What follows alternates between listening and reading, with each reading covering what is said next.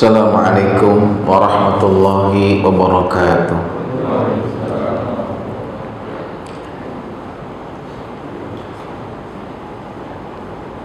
Alhamdulillah alladzi akramana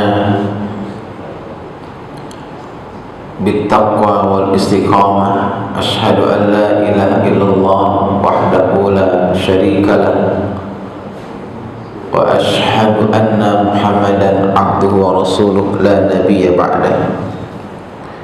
Allahumma salli wa sallim ala nabiyyina Muhammadin wa ala alihi wa sahbihi ajma'in, amma ba'du. Rabbi shrah li sadri wa yassir li amri wahlul 'uqdatam min lisani yafqahu qawli. Allahumma anfa'na bima 'allamtana wa 'allimna ma yanfa'una wa zidna ilman nafi'a.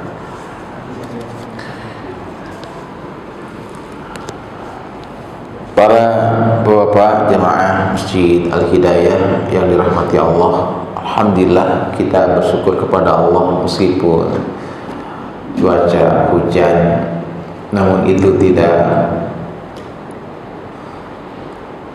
menghalangi kita, tidak membuat kita malas untuk hadir memenuhi undangan Allah untuk salat maghrib berjamaah. Mudah-mudahan ibadah kita diterima Allah Subhanahu wa taala.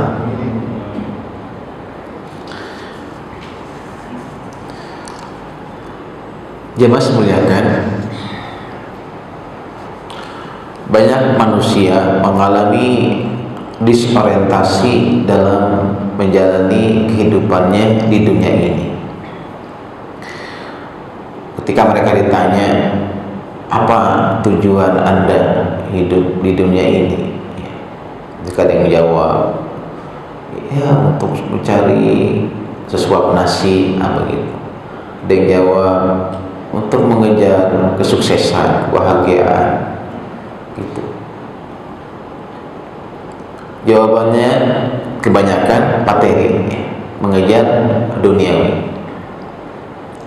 Padahal Quran sudah menjelaskan kepada kita bahwa kehidupan kita ini harusnya hanya ditujukan untuk mengejar ridhonya Allah, untuk menggapai ridhonya Allah. Itu yang harus kita kejar. Karena ketika Allah sudah ridho kepada kita, maka ya tuntaslah semuanya. Surga pasti kita akan raih. Kebahagiaan hidup di dunia sampai di akhirat pasti akan kita dapatkan. Allah berfirman, wa minan nasi may yashri nafsahu ibtigha'a mardatillah. Dan hanya sebagian kecil manusia yang rela menjual dirinya, mengorbankan seluruh yang dimilikinya, ibtigha'a mardatillah, dan itu dilakukan hanya semata-mata dia mengejar ridhonya Allah Subhanahu wa ta'ala.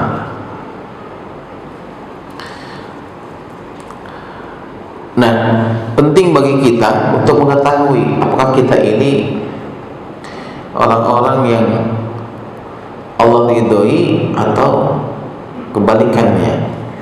Para ulama memberikan penjelasan yang cukup panjang terkait ciri-ciri hamba yang sudah mendapatkan ridhonya Allah Subhanahu wa ta'ala. Di antaranya Allah membuka pintu taubat kepadanya menjelang wafatnya.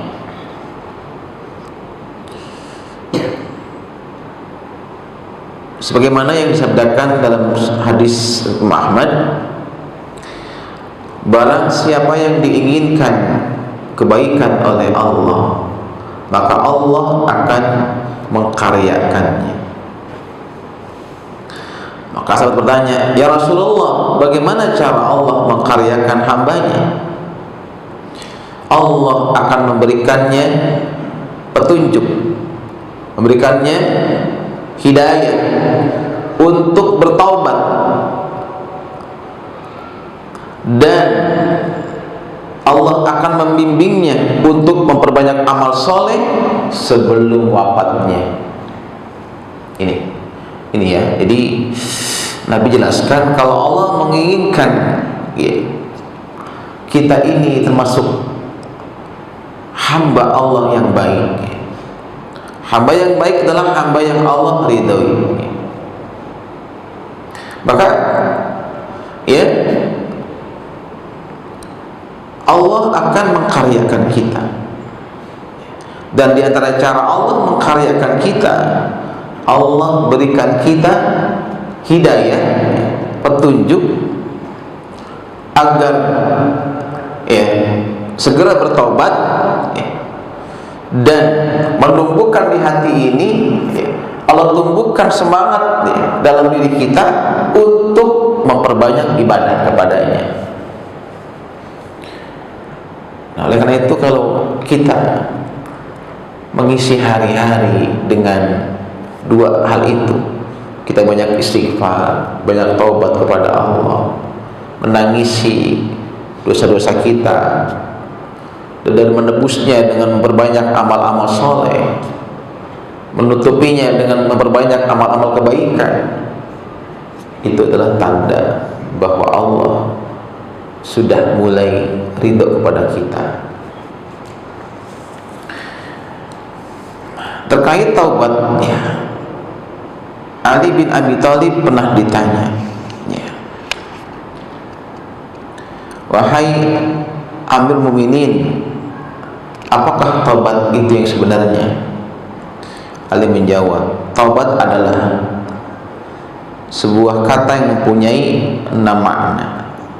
Pertama, taubat atas dosa-dosa yang telah lalu, yaitu engkau menyesali dosa itu. Dan taubat atas melakukan kewajiban-kewajiban secara serampangan gitu. Sholat seadanya gitu ya. Puasa seadanya, sedekah ya, seadanya, pokoknya serampangan gitu. Yang penting ngerjain lah, hanya menggugurkan kewajiban gitu ya, adalah dengan cara ya terus mengulanginya, terus ya, diulang lagi ya.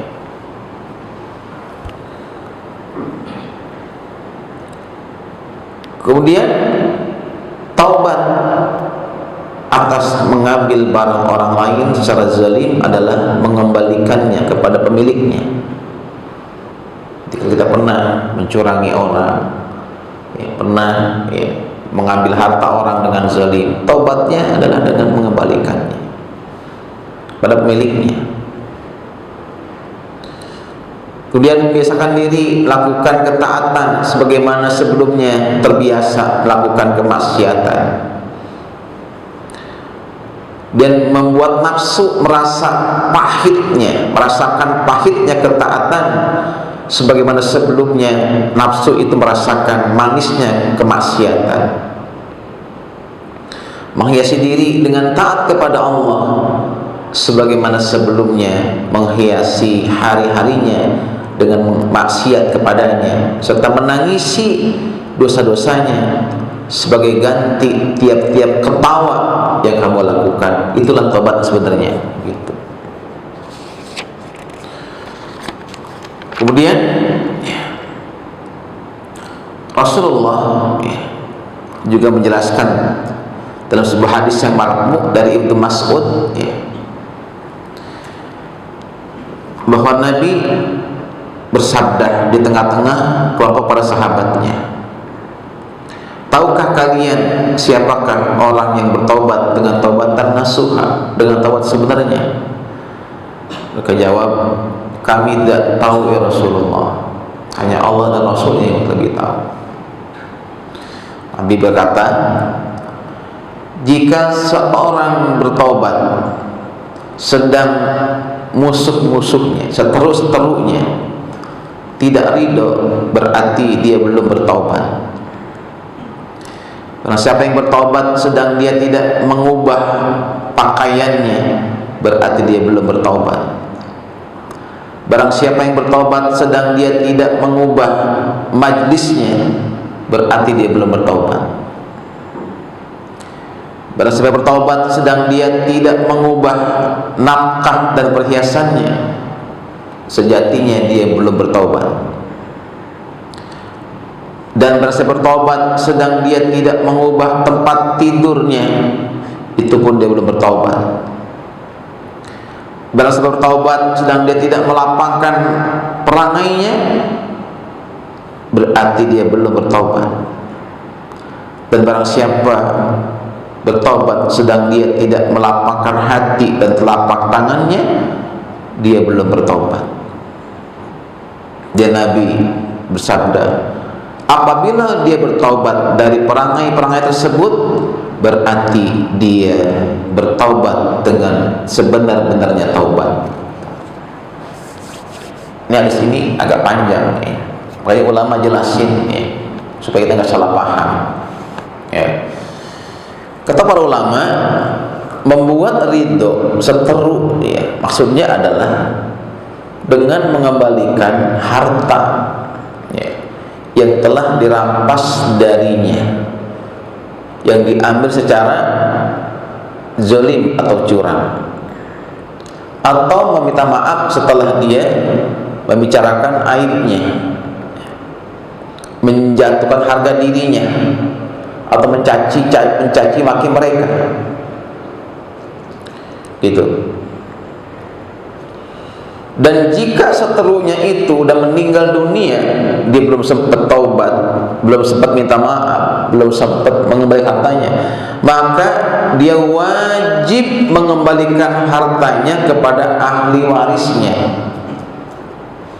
ya. Wajib tuh balikin hartanya kepada ahli, Pak anaknya, Pak istrinya. Jika ahli warisnya nggak diketahui, maka harta itu wajib disedekahkan atas nama mereka. Gitu. Ya Allah, saya sedekahkan harta ini atas nama Fulan bin Fulan. Begitu.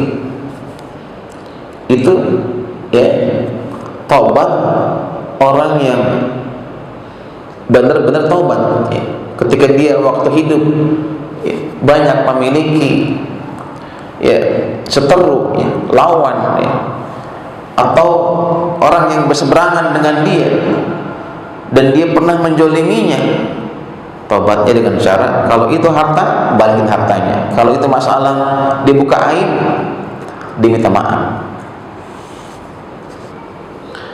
Adapun mengubah pakaian, maksudnya mengganti pakaian yang dikenakan yang berasal dari harta yang haram dengan pakaian yang bersumber dari harta yang halal ya.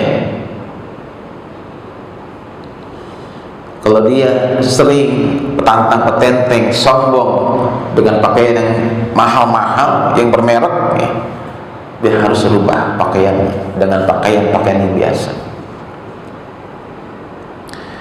Mengubah majlis, maksudnya mengubah majlisnya, maksudnya meninggalkan majlis-majlis, perkumpulan-perkumpulan yang sifatnya hura-hura.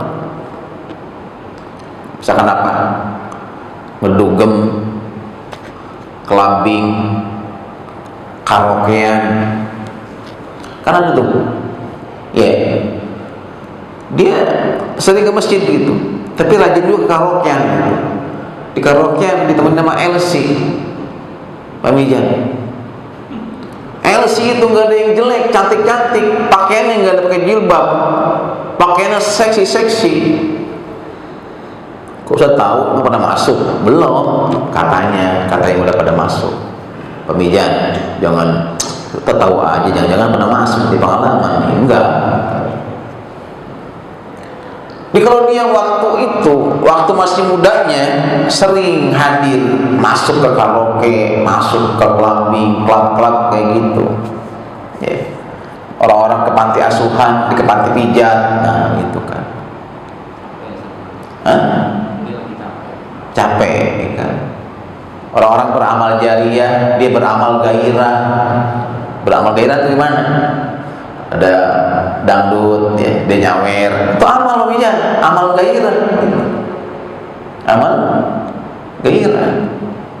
Masjid, amal jariah, dan dua amal jariah atau amal gairah gitu loh. Banyak orang kadang-kadang nggak sayang tuh ngeluarin duit untuk penyanyi dan naik panggung sambil joget, gocap, ada nggak sayang gitu. Tapi kalau Jumatan kotak amal masukin digocap, ini gede banget gitu, betul? Iya. Jadi ditinggalkan tuh majlis-majlis yang sifatnya hura-hura, yang penuh permainan, ya, lalai dari zikir, ya, diganti, dimulai rajin ke majlis ilmu, ke majlis, ya, zikir, ya, bergaul dengan orang-orang soleh, ya, mendekati orang-orang miskin, ya, menyantuni mereka. Nah itu, ya, diganti. Kalau dia mengganti majlisnya dengan majlis zikir, majlis ilmu, ya, sebelumnya dia senang ke tempat-tempat yang banyak hura-hura, itu tanda bahwa dia taubatan nasuha, taubatnya benar. Mengubah makanan maksudnya apa? Dia memakan yang halal dan menghindari makanan yang haram, walaupun itu subhat, ya, atau subhat, ya, yang membangkitkan hawa nafsunya, ya. Mengubah nafkah maksudnya meninggalkan pekerjaan-pekerjaan haram, misalkan pekerjaan yang mengandung ribawi, ya, kerjaan yang jelas-jelas itu kepada mendekati haram, misalnya bekerja di diskotik, bekerja di pabrik bir, itu kan jelas-jelas, ya kan, ditinggalkan, ya. Itu pabrik bir, ada masjidnya, namanya Masjid Al-Bir. Wah, Pak Pemijan. Jadi masjid itu pabrik bir itu ada masjidnya, karena ternyata yang kerja di situ banyak orang Islam. Masjid ini Al-Bir, masya Allah, ngeri Pak, ngeri gak? Gimana kira-kira coba kalau kayak gitu? Kayak saya nggak mau khotib di situ, ngeri dah. Ya Allah, ya, meninggalkannya untuk melakukan sholat malam, bisa tidur semalaman suntuk, ya kan, dikurangi jam tidurnya, bangun malam, ya, itu namanya mengubah tempat tidur. Melapangkan hati bisa dilakukan dengan cara memberikan sedekah, dengan, ya, ikhlas, ya. Mengubah perangai maksudnya mengubahnya dari kasar, ya, jadi lemah lembut. Yang tadinya suudzon sama orang jadi husnuzon, yang tadinya dia pelit jadi lebih dermawan. Nah itu taubat yang benar kayak gitu, merubah perangainya, ya. Nah, Jimas muliakan, dalam, ya, hadis yang lain Nabi kita Muhammad SAW, ya, bersabda dalam Musnad Abu Daud, ya,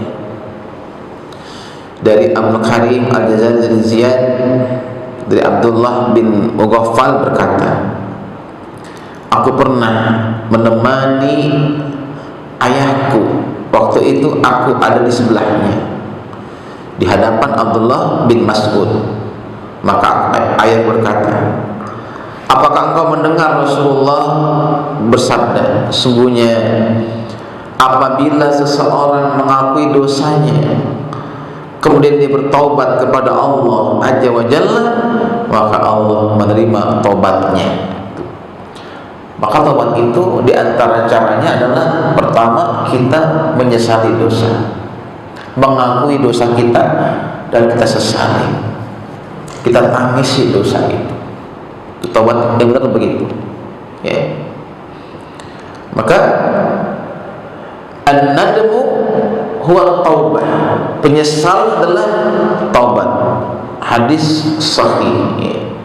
Dan disahihkan Imam Al-Albani. Jadi penyesalan adalah taubat, gitu. Maka kalau ada orang, ya, berbuat dosa dan dia nggak pernah menyesali dosanya, gitu, tanda orang itu hatinya mati. Dalam kitab Al-Hikam, ya, ya, yang dikarang oleh Ibnu Athaillah, dia menyebutkan di antara tanda matinya hati adalah ketika orang itu, ya, tidak merasa bersalah ketika meninggalkan ketaatan. Misalkan nggak merasa bersalah ketika subuhnya kesiangan, gitu, biasa aja gitu, nggak merasa rugi, menyesal ketika dia nggak berjamaah subuh, gitu, nggak berjamaah sholat, biasa aja gitu. Itu tanda orang itu, kata Imam Ibnu Athaillah, tanda orang itu hatinya mati. Karena kalau orang hatinya hidup, dia akan menyesali, akan menangisi kelalaiannya dari mentaati Allah. Contoh, ya, di zaman Nabi, ya, ada seorang sahabat, ya, yang dia dan mulai subuh, habis subuh dia nangis di pojokan, ya, diperhatikan sama temannya. Habis zuhur dia nangis lagi di pojokan. Asar dia nangis, diperhatiin nih temannya. Temannya penasaran, aku perhatikan kamu nangis seharian, pagi, siang, sore. Emang ada musibah apa yang menimpa kamu? Ya, apa kamu kehilangan harta, benda? Tidak, musibah saya lebih besar dari itu. Oh, mungkin ada yang meninggal di antara dua kamu, mungkin ayah kamu, adik, anak kamu meninggal. Tidak, ayah saya, anak saya gak ada yang meninggal. Musibah saya lebih besar dari itu. Bayangin coba, gak kehilangan, gak ada kematian, tapi dia sedih. Ini kan sahabat bingung, loh, musibah apa yang menimpa kamu sampai kamu nangis seharian? Aku semalam ketiduran sehingga aku gak sempat baca Quran, yang sudah merupakan, ya, kebiasaan. Jadi sahabat ini setiap malam itu sebelum dia tidur pasti baca Quran. Jadi di antara wiridnya dia baca Quran sebelum tidur. Nah, gara-gara dia nggak baca Quran di malam itu, dia merasa itu dia kehilangan, ya, kehilangan kesempatan, gitu, untuk menambah amal ibadahnya. Dan itu membuat dia menangis, ya, seharian. Coba, ada nggak di antara kita tuh yang menyesal, yang menangis karena ada satu malam yang terlewat nggak baca Quran? Gitu. Nah, ada nggak Pak? Umar bin Khattab pernah juga menangis. Ya. Ditanya, wahai Umar, ya, Kenapa kau menangis begitu sedih gitu? Musibah apa? Enggak ada musibah yang menimpa aku. Terus apa? Tadi aku ketinggalan sholat asar. Aku datang dan aku sudah kehilangan untuk berjamaah bersama Nabi. Aku masbuk menjadi makmum masbuk. Jadi dia ini masbuk Kenapa engkau masbuk? Karena aku sibuk mengurus kebun-kebunku.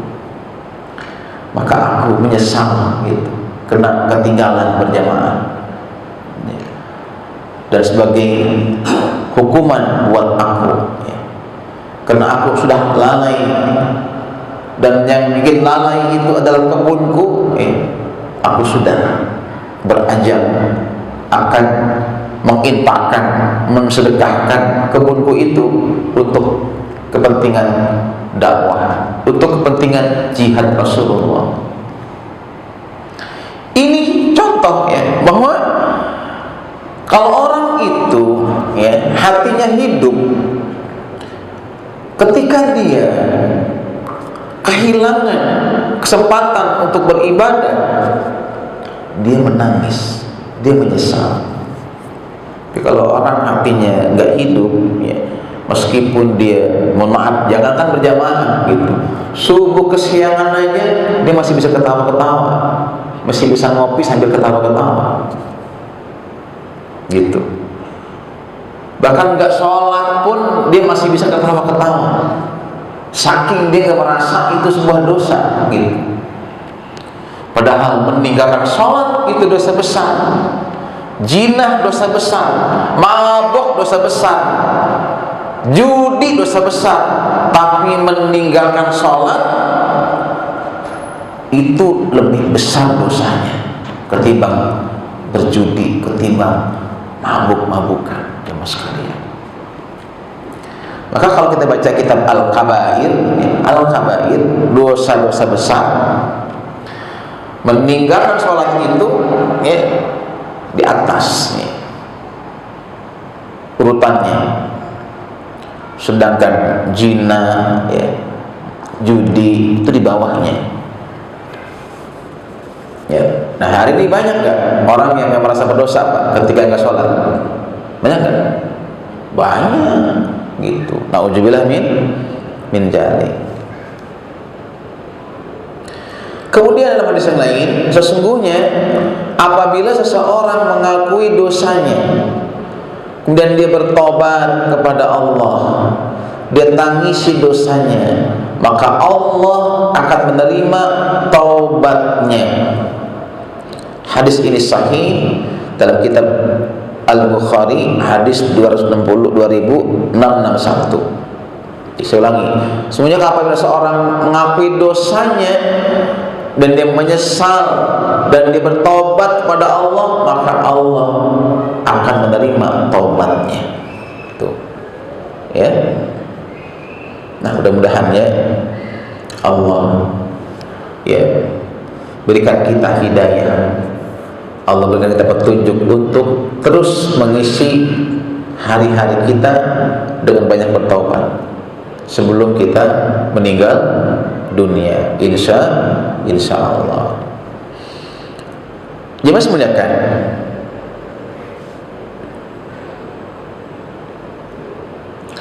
dan hadis yang lain Nabi bersabda, tidak seorang pun yang mengerjakan sholat 5 waktu, puasa Ramadan, meninggalkan dosa-dosa besar yang 7, melainkan dibukakan untuknya pintu-pintu surga yang 8 di hari kiamat, sehingga pintu-pintu itu benar-benar bergetar. Dan Nabi membaca firman Allah surat An-Nisa ayat 31, in tajtanibu kaba'ira ma tunhauna anhu nukaffir ankum sayiatikum nadkhilkum mudkhalan karima. Sesungguhnya jika kamu menjauhi dosa-dosa besar di antara dosa-dosa yang kamu dilarang, mengerjakannya, maka kami akan menghapus kesalahan-kesalahanmu, akan mengampuni dosa-dosamu, dan kami akan masukkan kamu ke dalam surga. Tuh, ya. Jadi kalau kita jauhi dosa-dosa besar, kata Allah, maka ya Allah akan menghapus kesalahan-kesalahan kita yang kecil gitu, dan Allah akan masukin kita ke dalam surganya. Subhanallah, ya.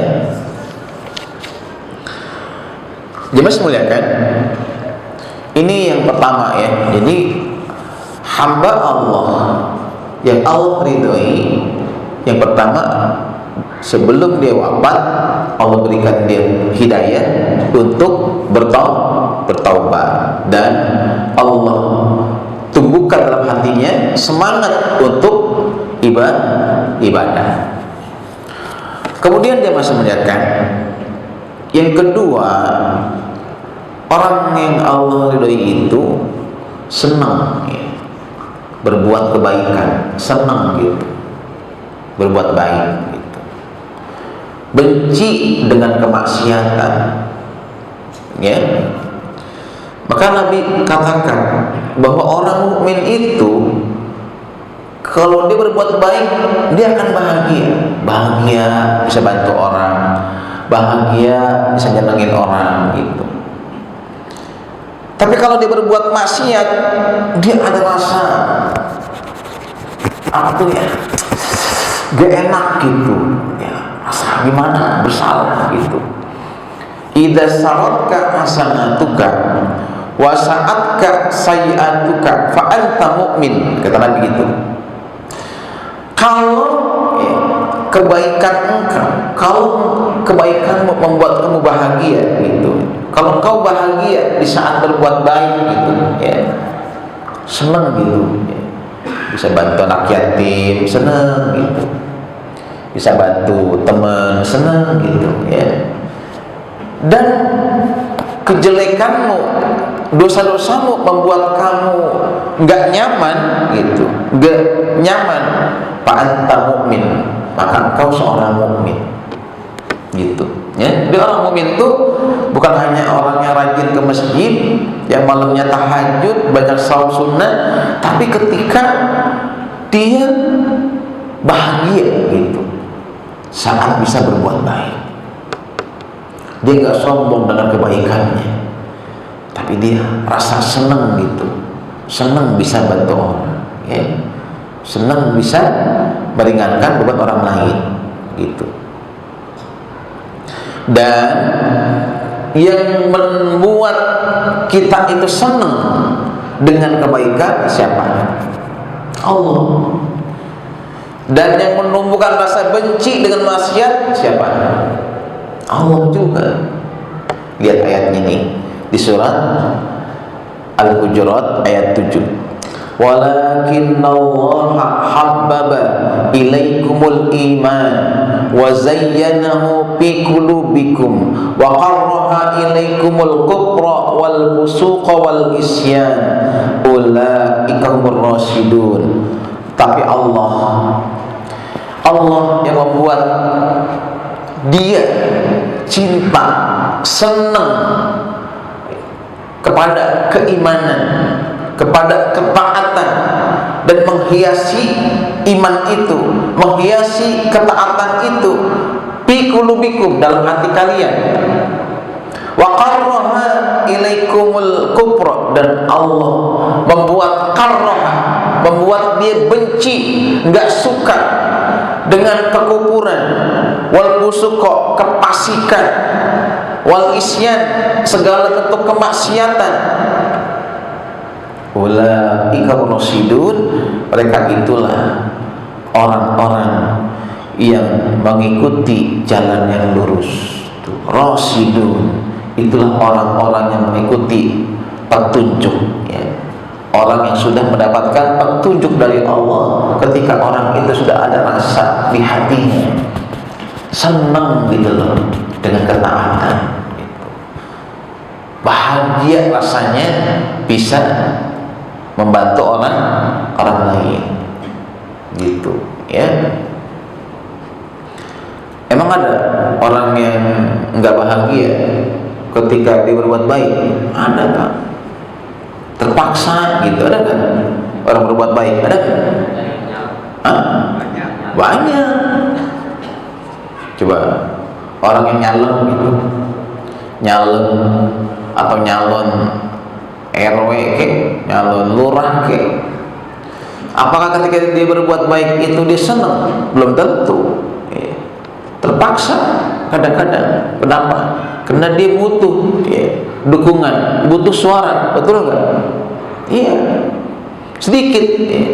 Calon itu yang ketika berbuat baik tulus, sedikit. Lah buktinya ada calon sebelum dia itu lagi pemilu, dia itu sampai ngaspal jalan. Begitu kalah, aspalnya dibongkar. Deketin masjid DKM, dia nyumbang karpet digulung, speaker diturunin. Ada kan gitu? Ada Pak. Ya, dia nyumbang ambulan, diambil aja ambulannya, masya Allah tuh, la ilaha illallah Rasulullah. Ya. Berarti kan beramalnya bukan karena Allah. Lah kalau emang karena Allah, ngapain digulung lagi tuh? Ya karpet masjid, ya kan? Ya. Nah ini yang kedua ya, mudah-mudahan kita senang ya berbuat baik, senang ke masjid, senang baca Quran, ya, senang sedekah, gitu ya, senang nyantuni anak yatim, gitu, senang juga nyantuni ibunya anak yatim, ya, ya janganlah ibunya juga disantuni, ya kan, senang gitu, bisa meringankan beban orang lain, ya.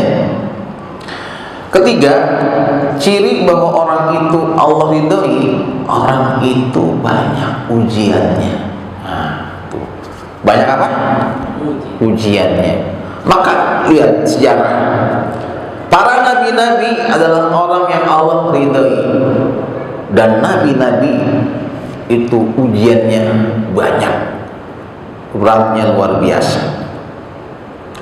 Coba Nabi kita, seluruh ujian ada di dia. Ujian kehilangan ayah, jadi yatim, ada. Sehingga dia seolah-olah berkata kepada para yatim, wahai umatku yang yatim, kalau kamu diuji sama Allah jadi anak yatim, aku sudah yatim sejak dalam kandungan. Diuji oleh istrinya, betul. Kepada suami, seolah Nabi ngomong, wahai para suami yang diuji dengan istrinya, aku juga pernah diuji oleh istri-istriku. Ya, emang Nabi rumah tangganya ini baik-baik aja? Oh enggak, betul. Ada juga dinamika, ada juga cemburu, ada juga bahkan mereka nuntut apa? Gitu, minta kemewahan, perhiasan. Nabi juga pernah mengalami itu. Ya, turunnya Al-Quran surat An-Nur, ya, itu kan membebaskan istri Nabi dari tuduhan selingkuh, ya kan? Nah, seperti itu, ya. Isya ya. Baik, ya. Sudah isya, aja dulu. Tafadhol.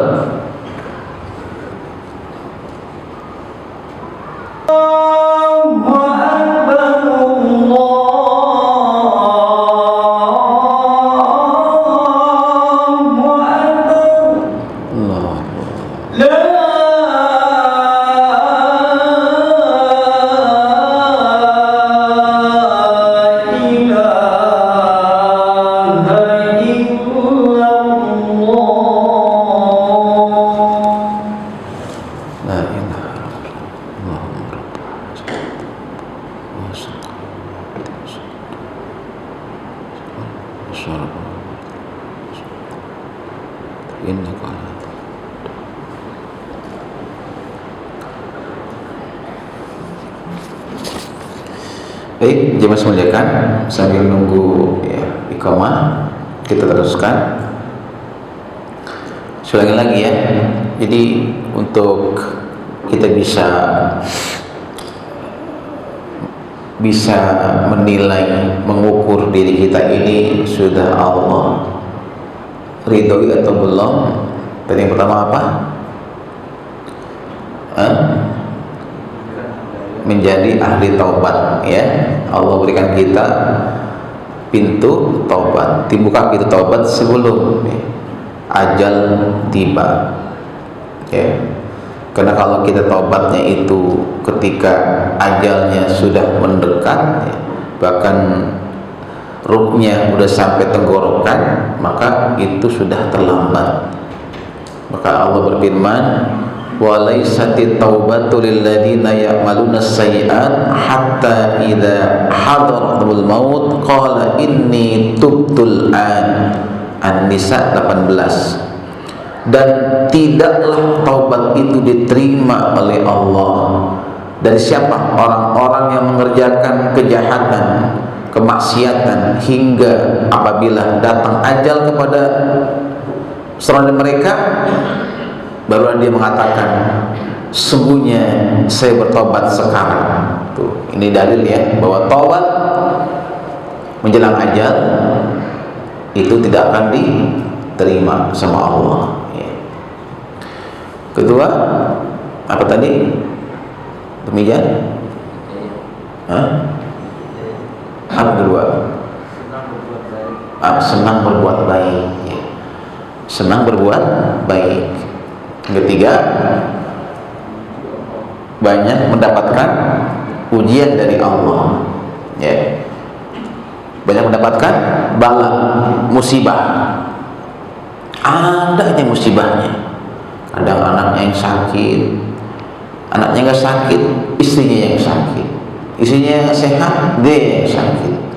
Kadang hartanya berkurang, ditipu orang ya. Kadang ya saudaranya rese ya, saudaranya mungkin ganggu dia ya, nggak senang sama dia. Ada aja ujiannya ya. Inna idhamil jaza ma'a idhamil bala, kata Nabi, sesungguhnya besarnya balasan pahala dari Allah tergantung besarnya ujian. Wa inna Allah ta'ala idha habba qawman ibtalahum, sungguhnya Allah ta'ala jika dia mencintai ya, seseorang hamba atau mencintai kaum, ibtalahum, Allah akan uji mereka. Tuh, Allah uji dulu. Paman rodiya falahu ridho, barang siapa yang saat diuji dia bersabar, dia ridho, dia ikhlas terima ujian itu, maka falahu ridho, maka Allah ridho kepadanya. Wa man sakhita falahu sukhtu, barang siapa yang saat diuji itu dia gak terima gitu, marah ya, emosional, falahu sukhtu, maka Allah pun murka kepadanya. Tuh. Karena ada orang diuji sama Allah marah-marah gitu, gak terima seolah-olah gitu. Betul? Banyak kan? Banyak. Bahkan menyalahkan takdir segala macam, banyak. Nauzubillah min dzalik. Maka kalau orang diuji sama Allah, dia murka, dia gak terima, dia marah, falahu sukhtu, maka Allah pun marah kepadanya. Hadis At-Tirmizi gitu ya. Maka pahami ad-dunya darul ibtila, dunia ini tempatnya ujian. Selama kita di dunia pasti Allah akan uji kita. Maka ayat tentang ujian pakai kata-kata pasti. Allah berfirman, walanabluwannakum bisyai'im minal khawfi wal ju' wa naqsin minal amwal wal anfusi was samarat. Dan kami pasti, itu pakai pasti, kami pasti akan menguji kalian, pakai pasti. Artinya gak seorang pun di muka bumi ini melainkan dia pasti akan Allah uji. Allah tahu kita gak akan kuat diuji ujian yang berat-berat, makanya bisain dengan sedikit, kata Allah, sedikit ujiannya. Dengan apa? Minal khauf, rasa takut, ya. Takut ya usaha, takut bangkrut, ya. Yang berkeluarga, punya istri, takut ditinggal pergi sama pasangannya, kalau macam takut, ya. Apalagi krisis, ya, kekurangan uang, kekurangan sandang pangan, ya, kekurangan apa namanya, kebutuhan yang seharusnya terpenuhi, gitu, ya, kehilangan orang yang dicintainya, ya, dan sebagainya. Nah, ini ya di antara 3 ya, ciri orang itu sudah mendapatkan ridhonya Allah. Mudah-mudahan kita termasuk dalamnya. Amin ya rabbal alamin. Sampai di sini dipersilakan kalau ada jemaah yang ingin bertanya. Tafadhol. Ya, silakan Pak. Tadi yang Ustaz bilang yang kedua itu kita berbuat baik, Ustaz. Ya. Tapi kita coba berbuat baik karena tidak hanya karena Allah, tidak hanya dari Allah. Jadi misalnya kita bantu teman supaya nanti dia bisa membantu kita juga. Kita mendidik anak, nanti anak kita bisa jadi wakil kita kepada kita gitu. Apakah ini dibolehkan juga? Baik, makasih Pak. Di Quran ya, surat ya kalau nggak salah surat Al-Ma'arij ya, tanda bahwa orang itu ya, ikhlas beramal, la jaza'a wala syukur, dia gak ngarep-ngarep jajan balasan, wala syukur, bahkan gak ngarep-ngarep terima kasih gitu. Jadi kalau kita berbuat baik sama orang, sama istri, sama anak, tapi ngarep-ngarep supaya istri kita juga baik sama kita, berbuat sama anak supaya nanti anak kita kalau udah gede baik sama kita, itu hati-hati Pak, ya, kita akan kecewa kita. Maka beramal itu udah karena Allah aja, biar Allah yang balas gitu, ya. Jangan pernah kita ngarep-ngarep manusia. Coba nih bapak-bapak nih, meskipun maaf, seluruh yang istri pengen dipenuhi, baik materi, rumah, pakaian, perhiasan, ATM-nya penuh, apakah dijaminan dia akan maksimal melayani bapak?